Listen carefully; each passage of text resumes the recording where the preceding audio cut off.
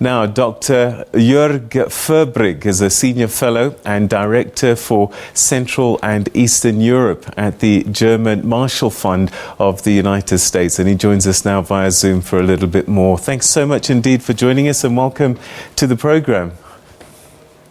Thanks for having me. Your thoughts on Putin's actions invading Ukraine? A lot of people thought that whilst he threatened, there just doesn't seem to be an upside to doing what he's done, and yet he's done it.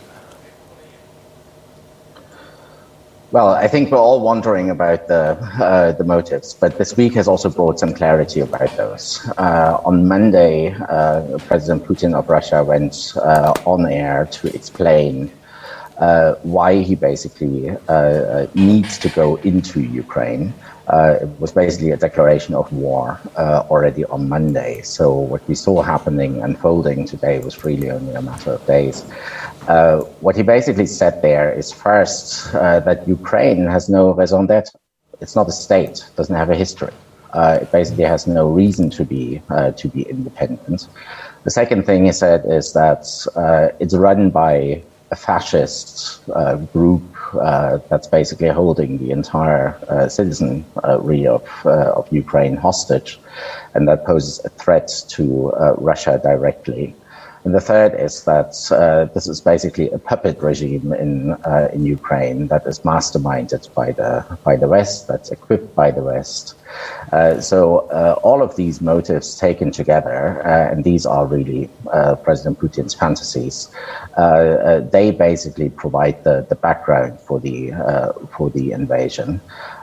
What President Putin is doing here is he basically destroys a neighboring country. He wants to replace a democratically elected government. He wants to install basically a puppet regime in order to make Ukraine a sort of vassal to Russia. And this is really part of a larger design.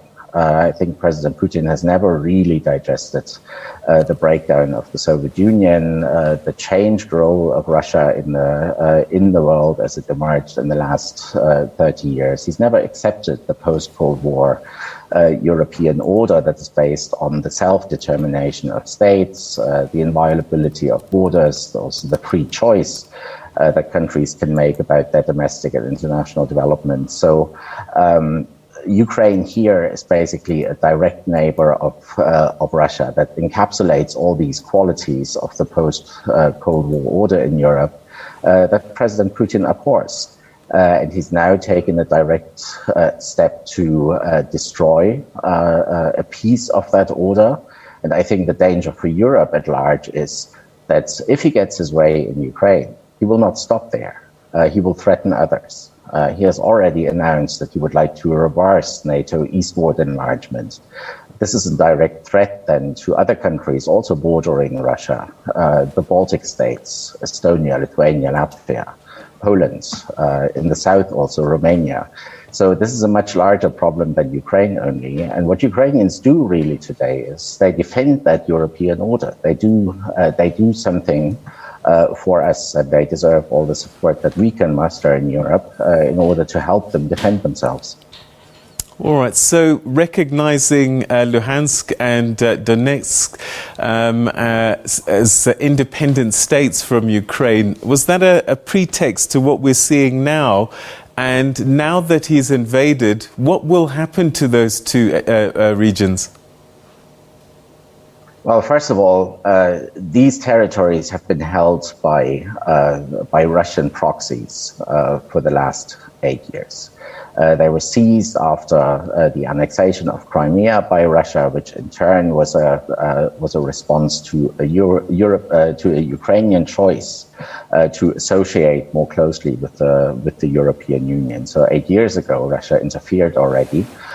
Created those two entities, basically, that were led by local separatists, local proxies that were fully sponsored by Russia. And now it seems that these entities came in handy to provide a pretext. He first recognized them earlier this week. He then signed mutual assistance agreements with both of these entities. Subsequently, these entities called for Russia's help in order to defend themselves against attacks from the Ukrainian government forces, in order to prevent a genocide that allegedly was taking place in the east of Ukraine at the hands of the Kiev government. So these entities were really only a piece in a playbook here. They provided a pretext, but they have no otherwise meaning. Also in the longer run, they really only serve to inject instability into Ukraine. Permanently also violate the territorial integrity of the country, and to constantly provide basically a territory where you can turn up and down the temperature depending on what kind of political leverage the Kremlin wants to have in Ukraine and over the democratically elected government in Kiev. So this is something we have seen play out already for a number of years. And these entities apparently came in handy now to justify a broad invasion of Ukraine by Russia. President Putin has been making a number of statements over the last few weeks, creating a storyline and trying to present a narrative about why he needs to do what he's doing. Who has he been trying to convince? In the first place, himself, perhaps. To some extent, certainly also the Russian public, which is very reluctant about any aggression to Ukraine in particular. Russia and Ukraine are two very close countries. They share numerous social, historical, cultural ties. These are two societies that are very much intertwined, and the reluctance on the part of also Russian society to move in this aggressive way against Ukraine is quite considerable. So he certainly also needed a storyline here, a justification in order to justify this invasion. What he does with that narrative that he developed there, with that sort of very artificially pieced together history that he presented, is that he certainly also plays on sentiments of disappointment in Russian society. Russia is a very large, a very powerful, very developed country. It was the lead nation in the Soviet Union. So you do have sentiments of loss, of significance in society in Russia, and he's playing on these sentiments. He basically promises Russians to restore Russia to its greatness, including by subduing neighbors, previously Soviet republics, prior to that Tsarist Russian provinces, by bringing these together again into a greater Russia. So this is a nationalist, a revisionist narrative that he's playing that certainly has some resonance with people in Russia. And in order to sort of present this in a holistic way, he held that speech on Monday that basically laid out this very skewed historical narrative. All right, and perhaps finally, he probably would have done the calculations. Maybe he has, maybe he hasn't, because the consequences of sanctions will be pretty severe, and the people that will feel it will be citizens in Russia, not him and his oligarchs. Is he prepared for that reaction from the Russian population themselves when they start to feel the bite? Well, this is to be seen. The Putin regime in Russia has a very close control on society. It has tried to eliminate all forms of political criticism, of political opposition, of civil society, of independent media.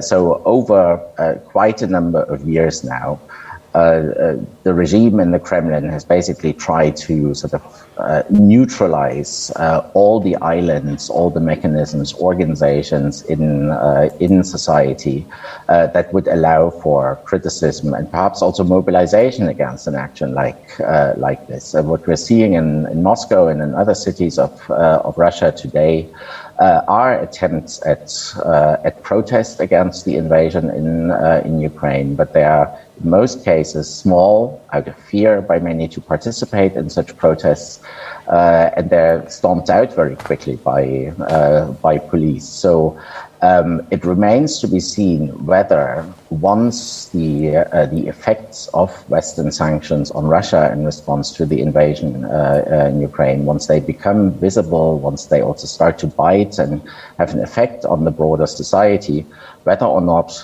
Russian society will muster a response, will connect the dots, will basically say, look, we are in these dire straits economically now because our government invaded Ukraine. This is really to be seen.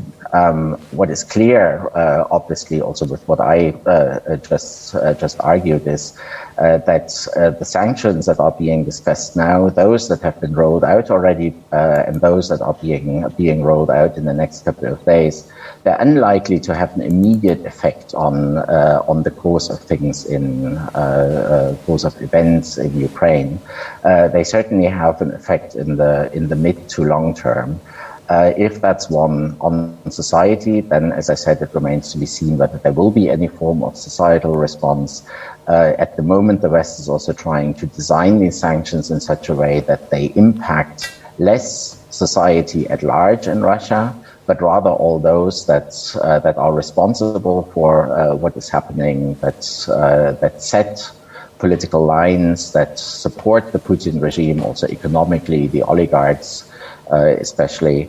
So there's an effort here at designing these sanctions in such a way that they primarily target those that are really responsible for this invasion by Russia in Ukraine.